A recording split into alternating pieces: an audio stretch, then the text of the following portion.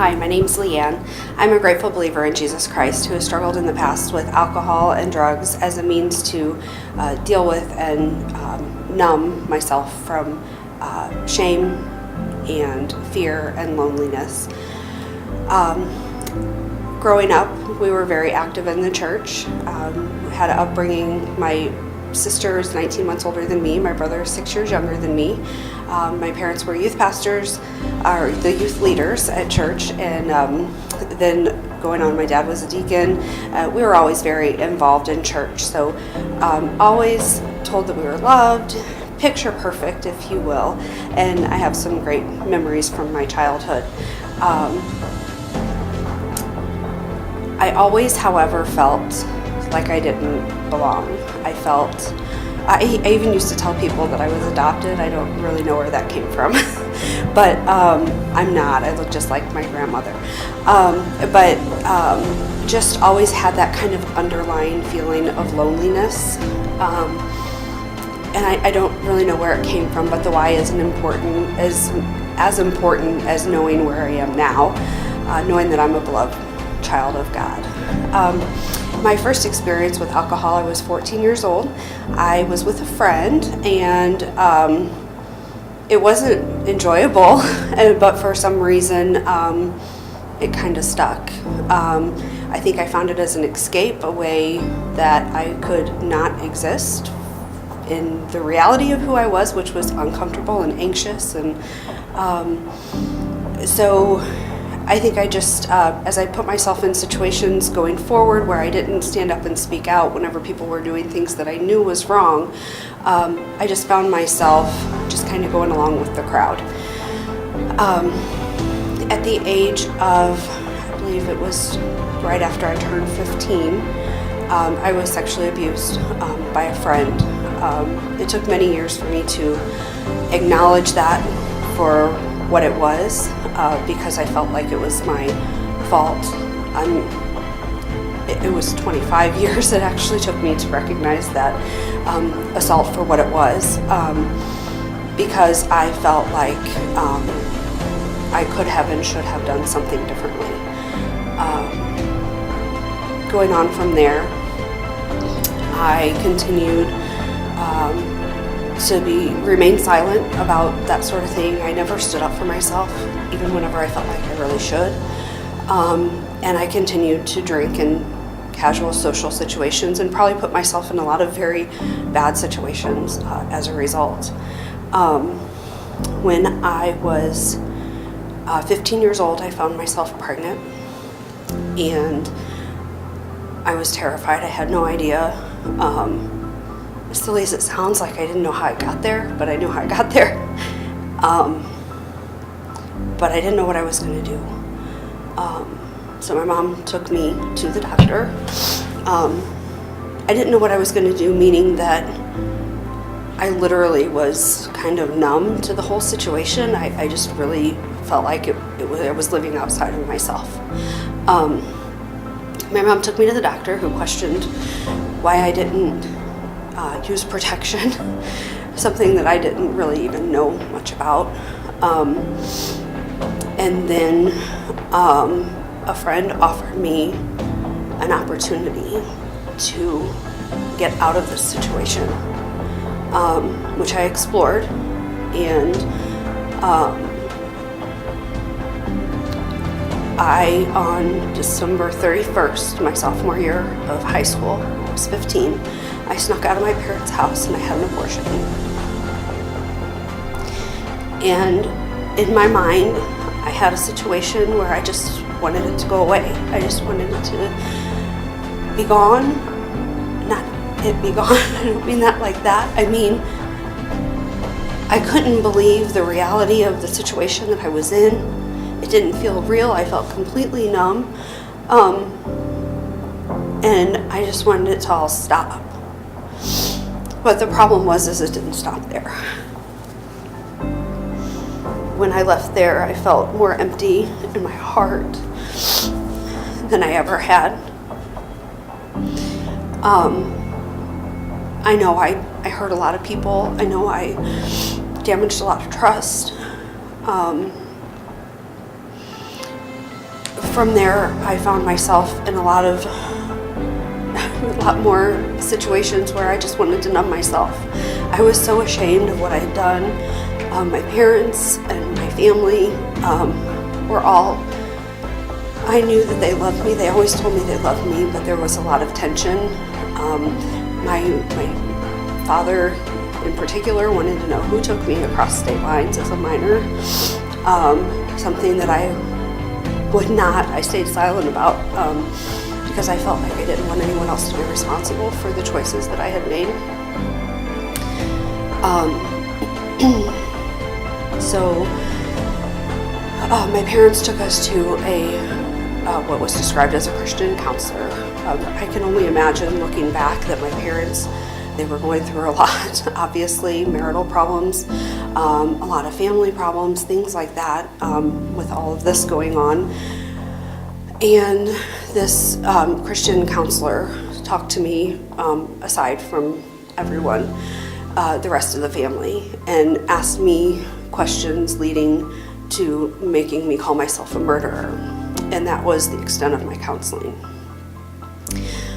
which really didn't do a whole lot to help me. At church, my parents confided in some people who then gossiped and told other people. My youth pastor used me as an example in front of the youth group of how not to behave. And shortly after that, we left the church. So I then felt responsible for that as well. Our family stayed together, but things were a lot different. And I continued making poor choices as a means to cover up and try to hide the shame. But at the same time, I vowed to myself that I was going to work really, really hard to be a really good person, to make up for what I had done. Which seems outlandishly crazy, because how could you ever do that? But what it did was it caused me to delve deep into the things that I felt like I could do well, which wasn't schoolwork. I did not do well with that. But as I got older, I tried to keep up with all the chores. I tried to work as much as I could to keep myself occupied. After I graduated high school, I was working 3 jobs and going to school full-time. Pretty much whatever I could do to educate myself enough to be a chameleon and fit the mold of whoever anybody needed me to be. Kind of fast forward, I continued putting myself in situations where I felt like I deserved what I got.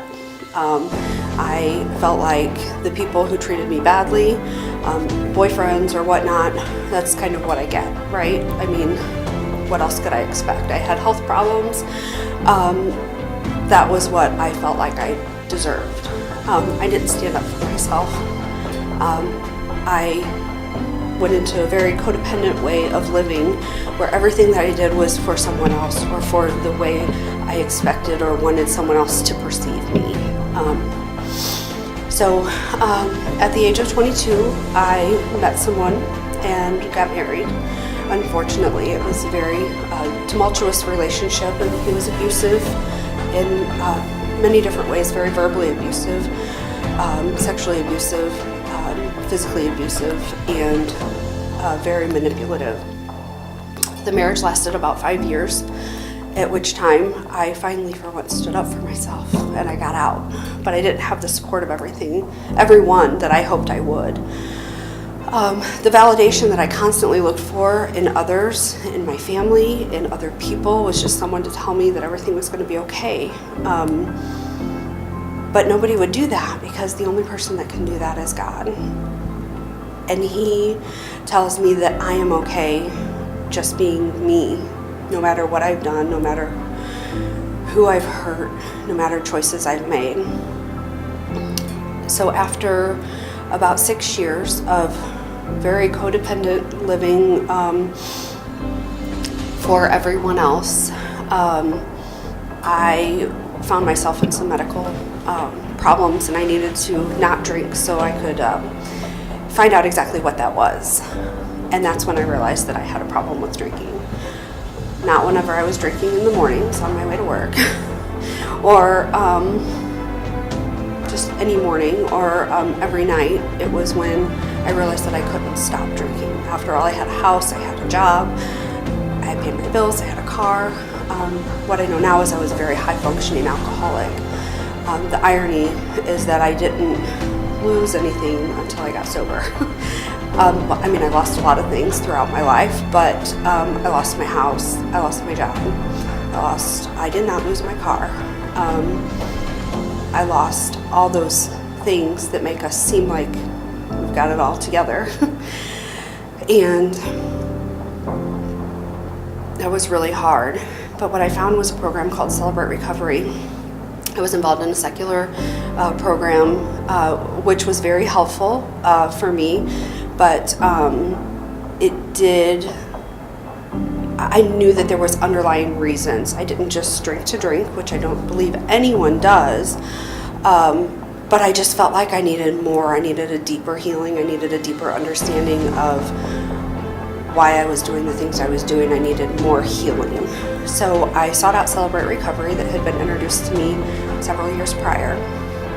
And through a friend, ironically, in another state, in another situation altogether, so that seed was planted, and I sought out Celebrate Recovery, and I made that hard walk in through the parking lot into the building, and it felt like home. It was scary. I didn't know what to expect. All I knew is that I had a group of people who lean on Christ as our identity, as who loves us and who tells us who we are. I'm a grateful believer in Christ. I have struggled with these things, but that does not make me who I am. I've done a lot of healing. I've done several step studies. Life isn't perfect. Never has been, but what I will tell you is that God's word is true. His love is enough, and we're okay, even if it's not okay. One of my favorite, I sought a lot of therapy while I went through the Celebrate Recovery program, and one of the therapists I had focused on a scripture, and it was Jeremiah 29:11. And whenever we spoke about it, she asked me, well, have I read on? Which I had not. And so Jeremiah 29:11, many people are familiar with, for I know the plans I have for you, declares the Lord. Plans to prosper you and not harm you, plans to give you hope and a future. And then you will call on me and come to me and come and pray to me, and I will listen to you. You will seek me and find me when you seek me with all of your heart. I will be found by you, declares the Lord, and I will bring you back from captivity. I will gather you from the nations and the places where I have banished you, declares the Lord, and will bring you back to the place from which I have carried you to exile. And he did just that. I put all of my faith and trust in him. Through Celebrate Recovery, I have been 8.5 years sober and clean, and